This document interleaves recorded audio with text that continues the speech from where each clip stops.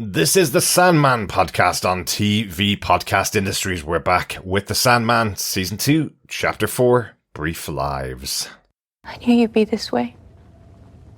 You're always so scary. So I thought I'd really try to be good. And I'm trying very hard to be good. But you're still being horrid to me. And laughing at me behind your face like you always do. And I really was trying this time.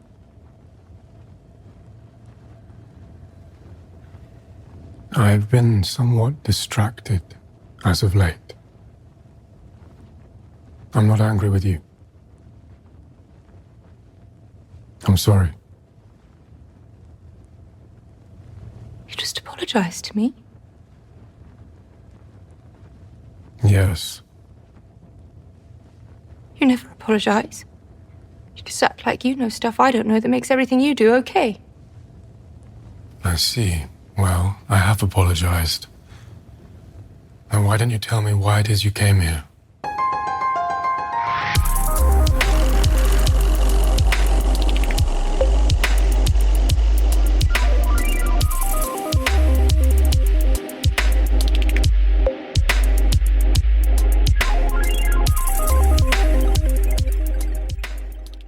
Welcome back, fellow dreamers, to TV Podcast Industries and the Sandman podcast. We're back with the Sandman Season 2, Episode 4, Brief Lives. I'm one of your hosts, Derek. Hello there, and welcome back, fellow dreamers. I'm your other host on this dreamy tale of the Sandman, John.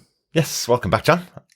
Thank you. Yeah, we've been podcasting loads of other stuff and also had our holiday, and we're now back with the second arc of the Sandman as we start Chapter 4 of Season 2. Yeah, we've been furiously doing The Eyes of Wakanda, the 4-episode Marvel animation series, all about different war dogs from Wakanda across time. And yes, we were also catching up and writing our notes on everything in the next 3-episode installment of this second season of The Sandman. Yes. So covering the arc of the search for destruction. Spoilers. Yes, the name of the final member of the Endless has been revealed. And it wasn't Dandelion then. It wasn't Dandelion, no. Or Dandy. I was trying to think, is it Doggy? Or Damien. Because we do have a doggy in the episode. We certainly do. We have a very cute Barnabas. Very cute I want doggy. that dog. He's very good. I really want that dog. I don't know. It's probably just an animation, but nonetheless. Like, he's a gorgeous dog. Cute. Absolutely gorgeous dog. But with the voice of Steve Coogan, I'm not too sure whether I got that could in my handle house. that. At least they would be able to communicate easily enough. Give me food, I think is probably exactly. all. You're not very good at poetry. He's quite sharp as well. Yes, he is. But yes, into the second part of this season of The Sandman. Just to say, before we go into our coverage, if you haven't subscribed to the podcast, you can pop on over to TV Podcast Industries, where you can get the aforementioned Eyes of Wakanda podcast, which is all available over there on tvpodcastindustries.com. Pop on over, subscribe to any podcast catcher of your choice, or dream catcher of your choice, whichever way you want to do it. You can also pop on over to our Facebook group at facebook.com/groups/TV Podcast Industries, where you can leave your feedback on any of the Sandman spoiler posts that are up there for each of the episodes of this season 2, the second and final season of The Sandman as well. We'd love to hear your thoughts. If you want to email us, you can email us to feedback@tvpodcastindustries.com with your feedback on any of the episodes as well. Excellent stuff. Shall we get into our spoiler-filled discussion? Absolutely. Yes, of course. We're going into the first part of Brief Lives. This is based on the arc in the comic books called Brief Lives from issue 41 to 49, but does also cover the Sandman special #1, The Song of Orpheus, which you'll see a lot more of in the second part of this trilogy of episodes as well. But if you're following along and you want to pick up even the collected edition, there's a collected edition called Brief Lives, which is issues 41 to 49, about 8 issues overall covering this storyline. Excellent. Yeah, good stuff. I'm really enjoying how at least these first 6 episodes are kind of neatly bundled into these arcs of 3 episodes, and the story kind of being relatively self-contained, but it'll be interesting to see how they link together, which I'm guessing it will be heading towards the old Desire side of the fence. Obviously, as someone who hasn't read the comics, that's my current speculation. Interesting. Yeah. That old Desire will be, somewhere behind a mask, in the shadows, behind a bush, something like that. It's an interesting concept, I suppose. The big change that we have here in season 2 of the Sandman, I kind of say, despite the fact that the executive producer for the show, Alan Heinberg, says that they were only planning 2 seasons, they were cutting everything into just the story of Morpheus, and it was always supposed to end with a second season. I kind of feel like it wasn't. There's a lot of crushing of characters. A lot of characters are now starting to be merged together, so that they can tell this story. As I mentioned, some of the next couple of episodes is being taken from a side story, the Song of Orpheus, and being pushed in here to the Brief Lives arc. There is a lot of changes being made, so I don't actually know where it's going to end. I think the end point is going to be the same as the comic books. They're going to get there a lot quicker, and I'm just wondering what they're going to be bringing in from the surrounding 30 or 40 comic books. I think right here, we're up to issue 41 to 49, which has already jumped about 30 issues of the comic from the last episode. So, okay, interesting. Something like that. It's about 20 issues maybe from the last episode. So quite a bit that is being left out of the overall storyline. But yes, the main thread of what's happening with Morpheus and the Endless is the central story that's here. So let's see how it ends as we get into the series. But the executive producer of the show, as I mentioned there, Alan Heinberg, Jamie Childs and David S. Gore. The episode's all directed by Jamie Childs this season, and this episode of the teleplay for it was written by Austin Guzman. He wrote season 1, episode 4, A Hope in Hell. That's the one where Morpheus faced off against Lucifer in their battle back in hell. I think it was also the episode that Nada was introduced last season. So interesting that Austin has to deal with the fallout of the first arc of the season at the start of this episode as well, which is quite an interesting touch.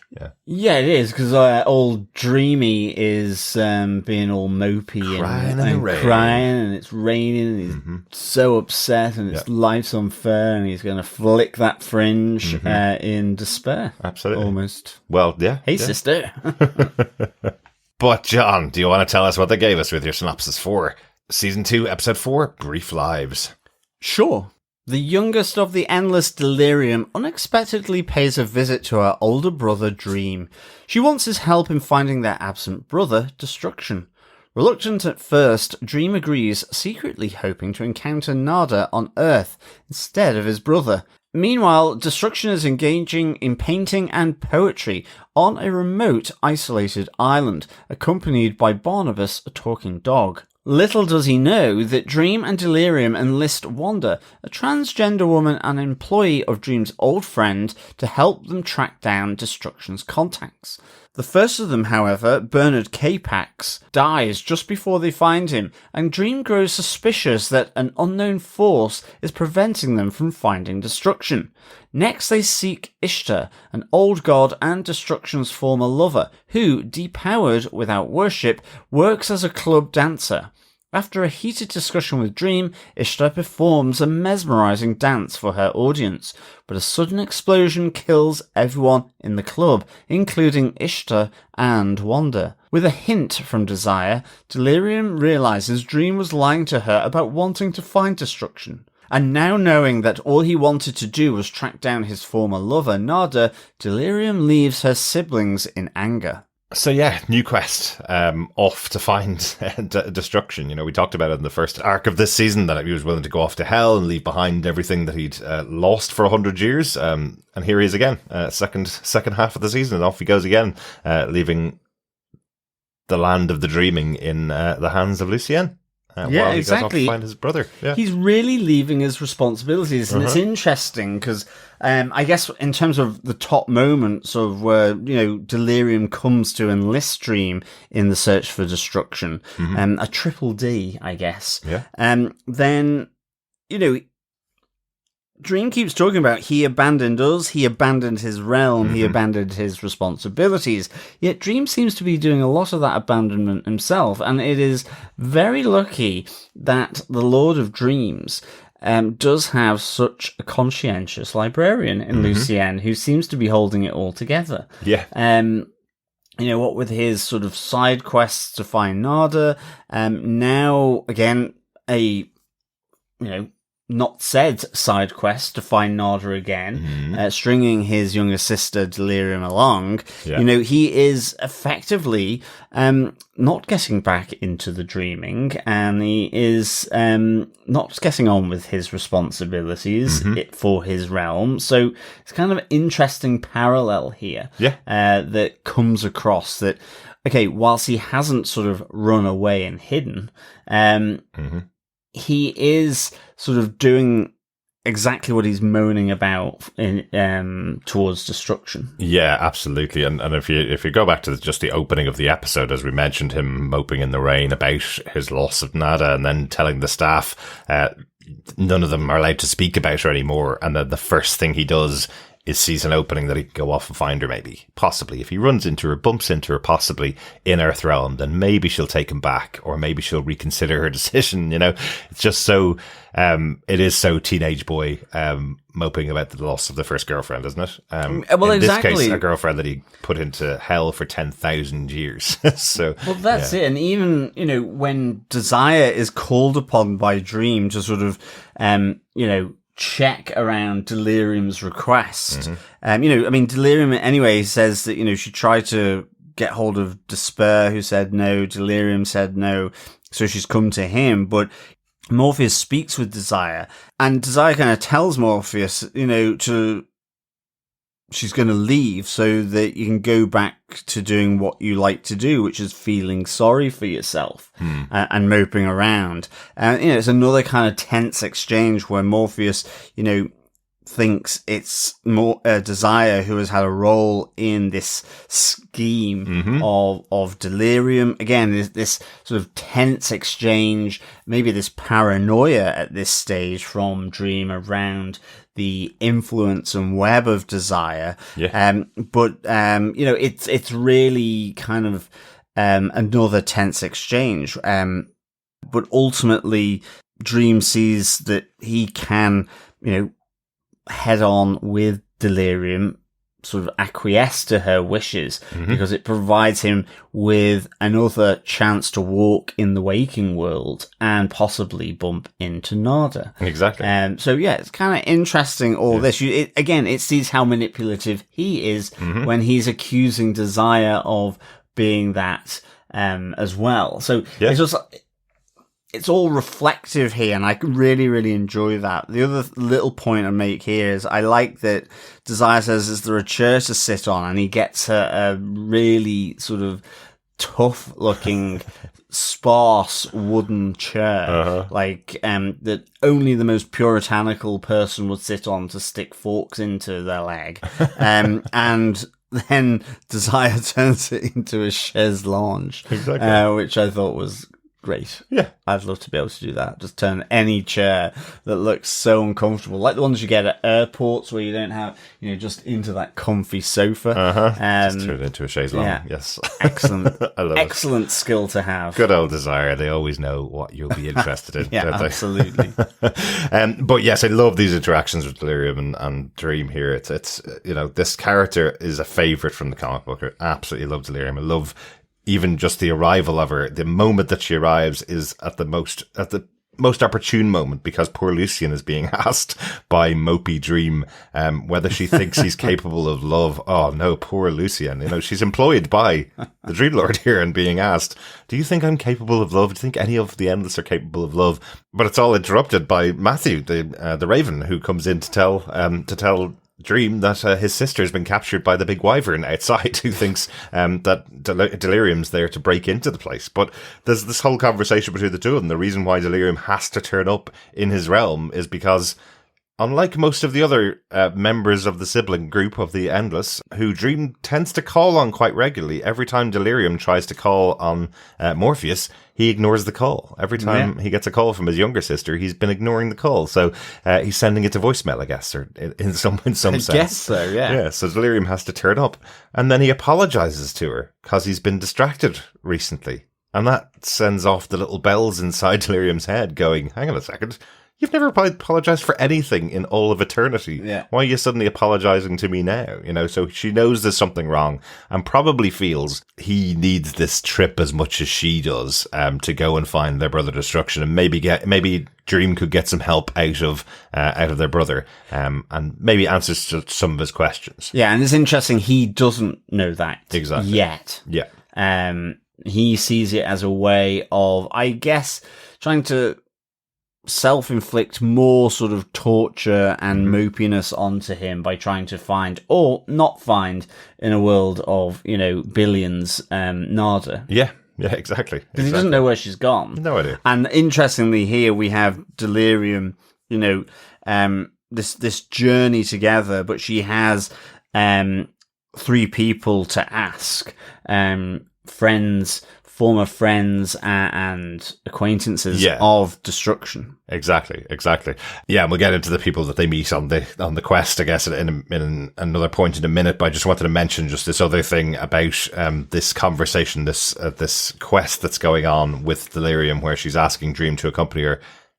Dream's also not the first person she's asked. She's already asked Desire and Despair, and they've both said no. And she also doesn't think that Dream's going to say yes either, because Dream's quite a scary guy to Delirium. So she's thinking of asking Death and then thinking of asking Destiny. And then there's that little moment that I think you just fall for Delirium, because she goes, and then if they all said no to me, I'd go off on my own. But I tend to get lost because I'm quite forgetful at times. So, and if you don't come with me, and Death doesn't come with me, and Destiny doesn't come with me because Destiny wouldn't come with me, then I'll be all alone, and then I might get lost in everything again. It's just that those things about Delirium that I think make her such an interesting character to follow, because without the guidance of one of the other siblings, she tends to get lost in the world, tends to get lost in her thoughts, and can't stay focused. So having someone like Dream by her side, who is the most focused member of the Endless by the sides of things, or at least he thinks he is, it's a really good pairing. It's a great kind of trait for Delirium, that, she's delirious and she can't keep focused, ultimately. Yeah. So I love how that manifests itself through this portrayal. It's really good from Esme Creed Miles, I think, here. Yeah. How that is put across. Yeah. It's really good to get a bit more, detail and spend a bit more time with it. Absolutely. So let's get on to the second point of the top moments from the episode. We have some of the people that they're going to meet on their journey. So there are a couple of contacts, I guess, that Delirium feels would be the right people to contact. So people that knew Destruction in the past, maybe they'll be able to point them in the right direction. Maybe Destruction kept in contact with them, even though he stopped being in contact with the Endless. Yes, and it's interesting as well. We should point out that in initiating this quest, this journey, Destruction does have this, as he calls this, an early warning system. So he has this scrying pool, which warns him of trouble or people trying to seek him out. So, and then as we move through this list that Delirium has, we see the results of this scrying pool and what happens. But I thought that was quite an interesting little introduction to Destruction, along with Barnabas on the island, where he's painting. It looks all very relaxed, but then there's that kind of alarm bell, and he realizes already that someone is looking for him. It's like, oh, who's this guy, the poet that's sitting on his own with his talking dog? Oh, he seems really nice. Oh, hang on, that's Destruction. Yes. And people are effectively being destroyed by this quest to find Destruction. So so first up we see Bernie K-Pax, who's a 12,000-year-old lawyer. You see, lawyers last forever, John. They certainly do. And a very old profession, but he's very, very old, because he knew when mammoths walked the earth. So unless they needed legal advice, I guess then he hasn't been a lawyer for that long. Yes, who remembers saber-toothed tigers? Maybe there was a battle between saber-toothed tigers and mammoths, and one took the other to court. Well, always, maybe. Yes. Maybe or the mammoth just sunk in the big pool of tar. Uh-huh. As it was depicted in the children's books that I read. Yes, as Bernie Capek's watched on. Yes, yeah, indeed. it's a really interesting little stat that they mentioned there. I call it a stat; it's just a number. It's just a really interesting number that they mentioned there. Over 60 people are walking the earth who remember saber-toothed tigers, including Bernie Capek. Yeah. So that's a really interesting idea. Again, we have the personification of death in this show, the person that goes and picks up each of the souls that's leaving the planet, and there's 60 of them out there that haven't left the planet yet. Yeah. So, yeah. But we don't know of any of these others. I don't think we've met any previously. I think we've met one. Okay, yeah. I don't remember. Have we met Mad Hetty yet? Oh, yes. Mad Hetty. In season 1? Yes. So she's one, yes. Yeah. Excellent stuff. So we know of 2. Soon to be back down to 1 again. Well, very soon. It's very quick. It's basically all we get is a phone call for Bernie Capek. Played here by Lenny Henry.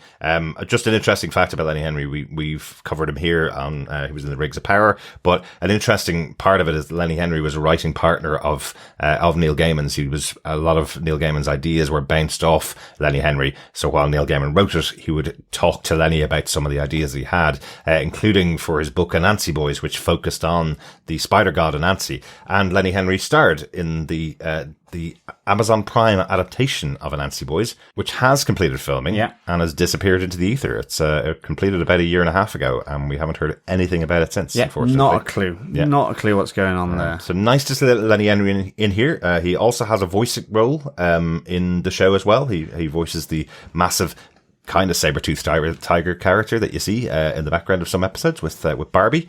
He was in season 1, and you see him at the start of season 2 as well. So he is coming in front of the camera here to play Bernie Capek, but for a very short moment where he takes a phone call, and then that is his end. He is. He's killed off really quickly by this construction accident.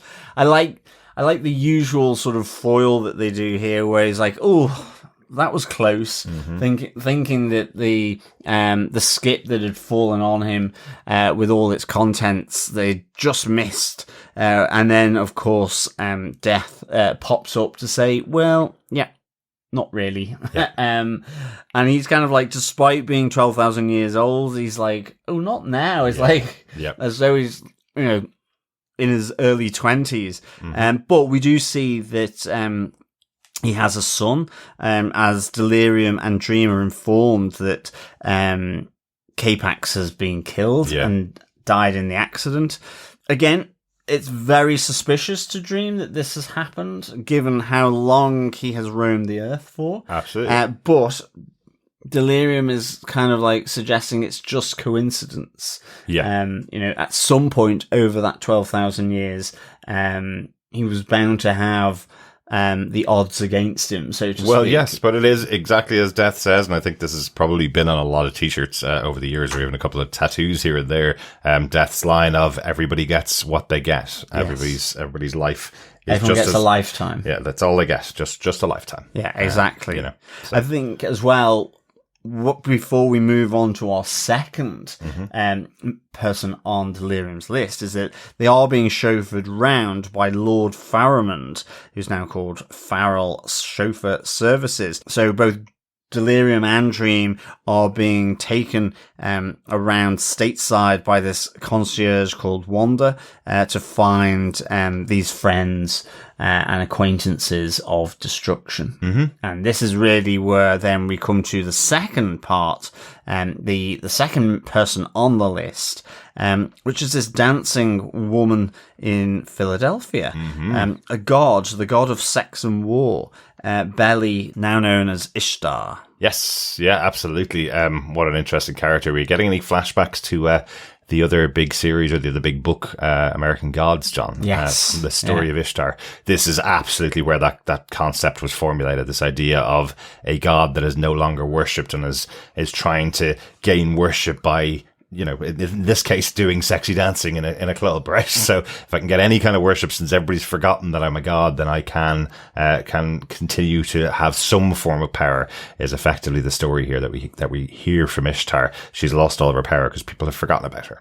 Yeah, absolutely. I mean, it is such a great concept, this. I love the fact that, you know, she recognizes Dream immediately here. I love, it's all kind of frosty because what we find is Destruction ended his relationship with Ishtar, after the advice, from Dream. Yes.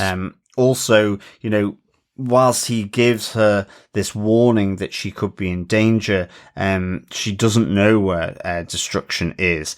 And she goes, I could sacrifice a black lamb, but there's not enough oracles, she says. So I love that. I love how it's this sort of fusion of old and new, of in a sense, almost desperation of trying to be relevant, this notion of trying to be relevant. And I think like that whole thing of American Gods really is drawn out from this. So this whole sequence with Ishtar is really, really good for me. The other side of this that I really like is we do find out more about their driver and concierge, Wanda, who is a trans person. Yeah. And I love how she describes her upbringing and family. But ultimately, because of her conservative family, she had to run away after the hormone therapy because, and I like the turn of phrase here, they didn't know what to do with someone like me. Yeah. And she would want to connect with her family, but ultimately the decision she's made is that, well, until they accept me, actually the one thing I do miss is her books. But she will always be willing to come back to her family once they accept her. Exactly. I just think, you know, it really, the resilience, the resolution, the truth to oneself is just really, really good in this sort of further exploration of Wanda as this, you know, in a sense, temporary or ultimately temporary sidekick to Delirium and Dream on their quest. And it's short but impactful and powerful. And I really, really enjoyed it. She really stands out, and played by India Moore from Pose. We absolutely loved the series of Pose. She was such a central character in that show, and just having these moments. The character of Wanda is a different character in the comic books. She actually forms part of a game of You. She's one of Barbie's new roommates. We saw Barbie in the dollhouse, so she's one of the new housemates of Barbie when we meet her again in the show. But the storyline of the character of Wanda is similar to what we see in this series, in season 2. Wanda's a real side character. They could have left her out completely in the show. I'm glad they didn't leave her out, because it's such an important story. It's one that was burned into my memory when I read it back in the early 90s. So I'm glad they've updated it. I'm glad they've brought in an actress as good as India Moore to play the character of Wanda.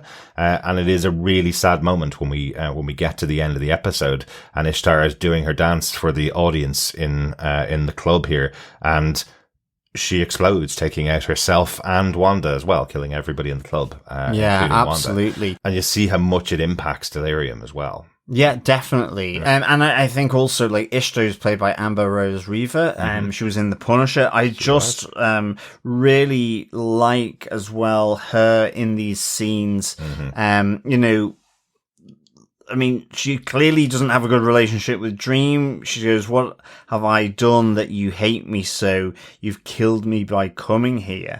And, you know, if I die tonight, I will do so as a goddess. And if I survive, I'll do my best to live as one from now on. And I mean, that dance just before the explosion, I just found very, very cool. That's that fabulous, the hypnotic element to it. Yeah.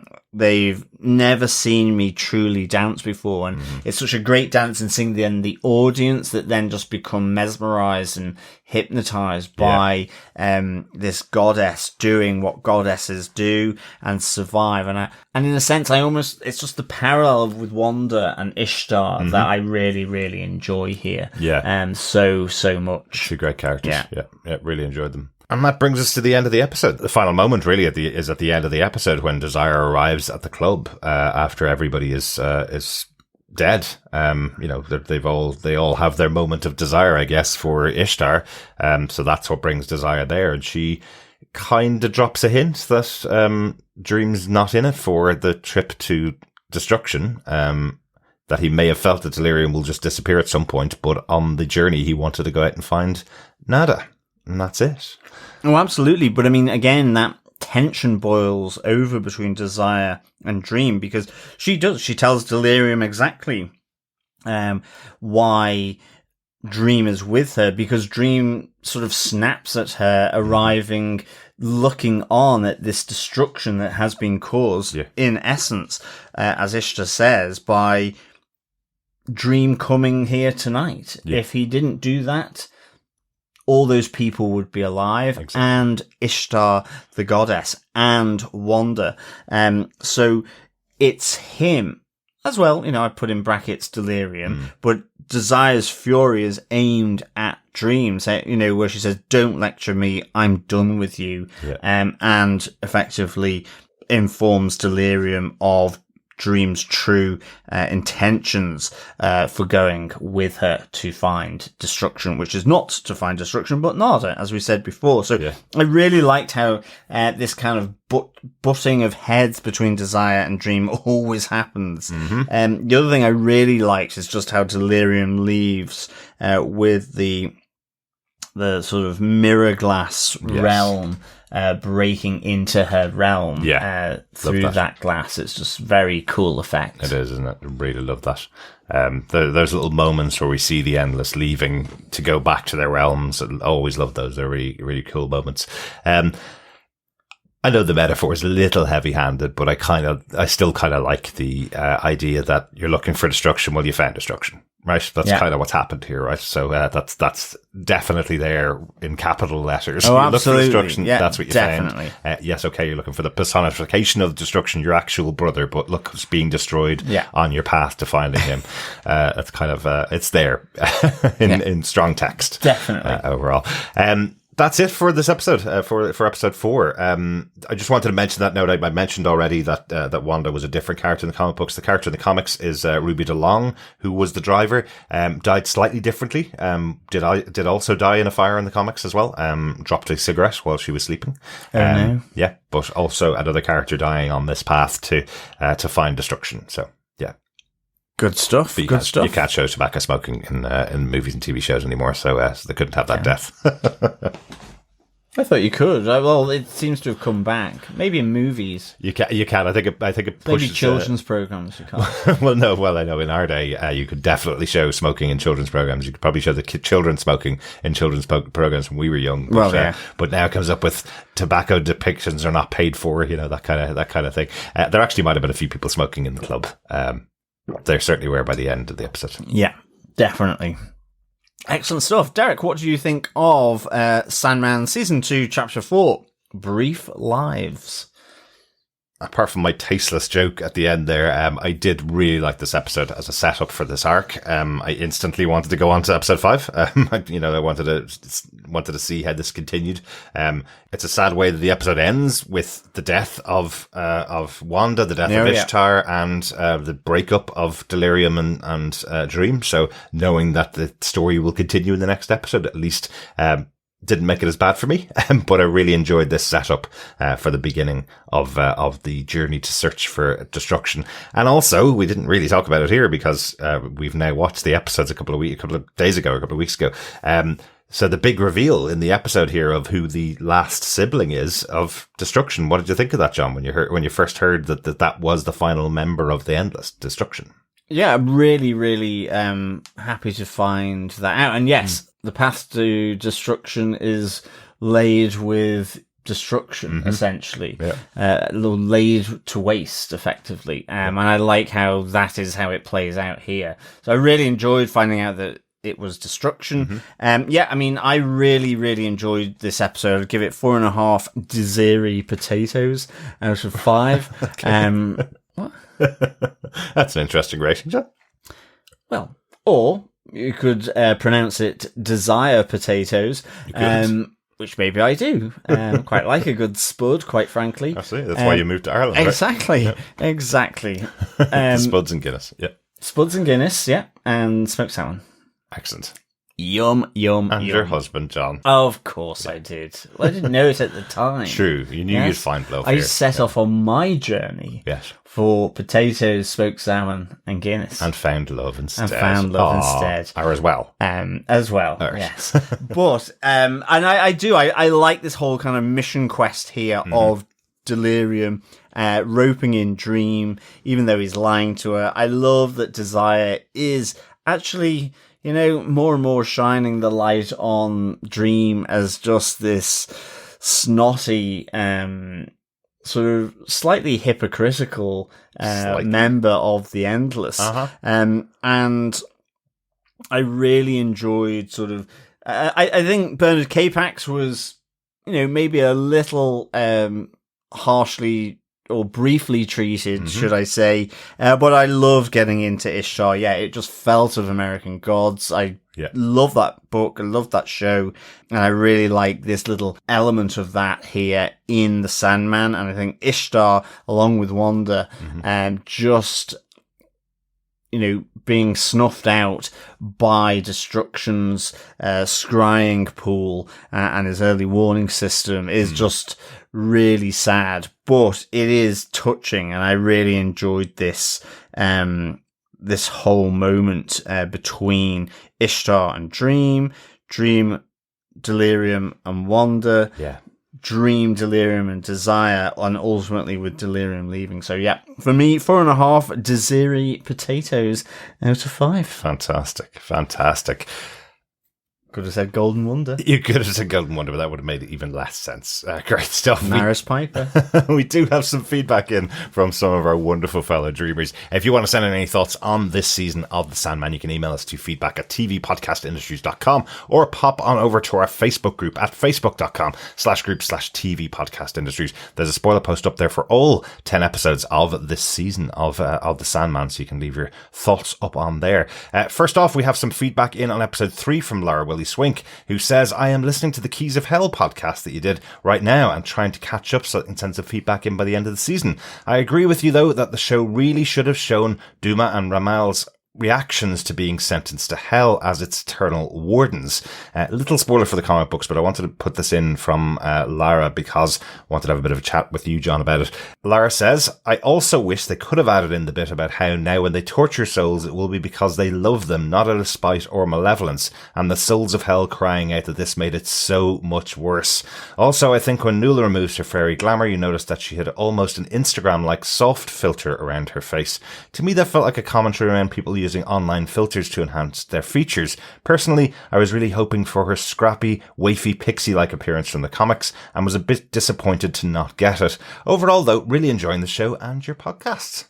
Excellent stuff. Thanks, Lara. The glamour thing was a bit weird. You do expect sort of like an old crone underneath. Yeah. Like a fairy crone going on. I feel like if you're watching on your phone, and lots of people watch Netflix shows for some reason on their phone, you absolutely don't notice that the filter is gone, but it's a really good point that Lara makes, that it is just like an Instagram filter dropping. It's no major difference. She still looks beautiful, but just she doesn't have that shimmery aura around her that people would use on a posh English accent. Or a posh English accent. Yes, she's got her Irish accent back. Yes. Exactly. But it is a bit different. She looks like a very different character. The artwork that's there for that particular issue of Nuala once she drops the glamour is a completely different artwork than you've seen for the previous pages. Yeah. If it's not written above her head that that's Nuala, you wouldn't know, I suppose. So yeah. And as for the moment with Doom and Ramael, when they realize they're going to be the new wardens, that line that's in the comic book, that moment that's in the comic book where they say, we're not here out of spite or malevolence, we're going to punish you because we love you and we feel you'd want to be treated this way, we love you, we wish you could get you back to heaven, kind of thing. And the souls of hell going, that's way worse than it's a malevolent demon. I love that. It's a great absolutely. And certainly within the context of what Lucifer says around why people ultimately end up in hell, because they're masochists. They want this. They're looking for this. Whether living or now in death. Exactly. They still just want this masochist tendencies to be sort of borne out. So yeah, absolutely. Yeah, but even then it'd be like Duma and Ramiel's torture. Maybe they do it with a feather on the feet or something, that kind of, or like sort of tickle. You would think, but no, they punish them just as brutally as the demons of hell do. And they do it out of love. Oh no! That's the thing. Yeah. Oh no! Yeah, it does sound much worse. Oh, that sounds like a serial killer. Yeah, absolutely. Oh, nightmare! Excellent stuff. Thanks so much, Lara. Thanks, Lara. Yeah. We also got some feedback from Coffee and Vodka, who says, "Greetings, fellow destruction-seeking defenders. Even knowing the whys of the truncated season and series, I miss those details which would otherwise have been present. The consequences of stepping off the path in Dream's castle and seeing Farrell or Tiffany among them, but I have to admit, the forced plot speed has made for a tighter, more efficient run. Still, Wanda, we barely knew you, but if it took the sacrifice of half your appearances to bring in Barnabas, then so be it. This being a bridging episode, not a lot to say otherwise, other than, so far, so good. 3.5 scrying fools, trying siblings, and flashbang dances out of 5. Peace and take care. Coffee and Vodka." Flashbang dances. Not 4.5 Desiree potatoes. No. Maybe King Edward's even. Maybe. I like scrying fools as well. That's quite a good one. Yes, that is scrying fools. Red Rooster? I don't know why you're still on the potatoes. I'm trying to show everyone my potato knowledge. The first time I met John's mom over 20 years ago, the first thing she asked me was, "What's my favorite type of potato?" Because I came over from Ireland. And I had no idea. It was like the white ones, I guess. Garden potatoes? Baby potatoes, maybe? I don't really know. Mashed was my eventual answer. That was hilarious. Yeah. But yes, Coffee and Vodka. Yeah, there are a lot of things that are left out of the story, and the meticulousness of how the entire comic book series is put together couldn't possibly translate to the show. So I suppose bringing in things like Wanda into the show here, merging her with another character, I think that's a great idea. If you're unable to bring in that storyline that brought in Wanda, at least they're able to bring her in here. And yes, Barnabas, what a good boy. So nice to see. Oh, he is. Yeah, Barnabas is cool. I love the different coloured eyes as well. So cute. I hope he's real. I mean, I don't know these days. I know. But I kind of, obviously, him speaking isn't. Yeah. The mouth movement isn't. But I'd like to think that it's a dog, a regular dog. Because you can get dogs with different coloured eyes. Of course you can. Yeah. And certainly scruffy mutts like Barnabas. Yeah. So I'd like to think that Barnabas is somewhere in the ether. We'll have to look it up. I haven't really looked to too much of the behind the scenes stuff, but we'll have to see if Barnabas is a real dog or an amazing CGI creation. But honestly, I think I've written down the name Steve Coogan about 15 times as the voice of Barnabas. I keep forgetting every time that it's Steve Coogan. Alan Partridge's voice of the dog. Yeah. You get the hint of Steve Coogan, absolutely, at certain points. But I think he is also putting on a slight accent. Well, yeah, he's a great actor, don't get me wrong. He's not just Alan Partridge. We've seen loads of movies with him in it. Isn't he? He's been fantastic in loads and loads of movies. So 24-Hour Party People. Agreed. Fantastic as well. So, but I don't know. I can't keep it in my head that it's Steve Coogan. So kind of cool that he's in there as well in this season of the Sandman. Finally, we do have some feedback in on Facebook over there from Dr. Bob Phillips, who says, "Destruction, the missing sibling is named and lives up to his name in this one. Guest appearance for our fave, not Hobbit, Lenny Henry, made me think the lore would last a little longer, and the road trip felt a little rushed to me. Is this a longer tale in the novel that's been abbreviated here?" Well, I suppose, Dr. Bob, thanks for your feedback. I suppose it is slightly abbreviated here, but the story will continue in the next episode. But no, there isn't any more of the lawyer. Lenny Henry's got the guest appearance here, really, because he's in the show as a voice actor. So they had him get some makeup on and play the part. But there is mention of this character a little bit, and again, that mention of how many people are on Earth, are still walking the Earth for many, many years. That's something that's taken up, and we may see that mention in the show. I don't know whether this character might even appear again in the show at a later stage. That it moves backwards and forwards through time, doing flashbacks and flash forwards and moving around so much that you don't know whether this is the only appearance you're going to get in the TV show of a character that appears for 5 seconds in an episode, or whether we're going to have a whole episode dedicated to them later on in the series. I don't believe so. I don't think there's enough story there for that particularly for this character. But yeah, it seems truncated because you think this is the end of the travel. I hope nobody minds me saying that the story continues in the next episode. I mean, the journey continues, absolutely. It's the speed of going through Delirium's list in an episode, effectively. Exactly, yeah. You know, I guess I can see that point for sure. Yeah. But thanks so much for your feedback. I mentioned already, if you want to send in your thoughts, email us to feedback@tvpodcastindustries. But that's it for this podcast on episode 4 of season 2. We'll be back, of course, with the Sandman 205, the Song of Orpheus, next time. Bit of Greek mythology being incorporated in here. Well, yes. We've had a bit of Greek mythology over on Eyes of Wakanda this week as well, didn't we? Yeah.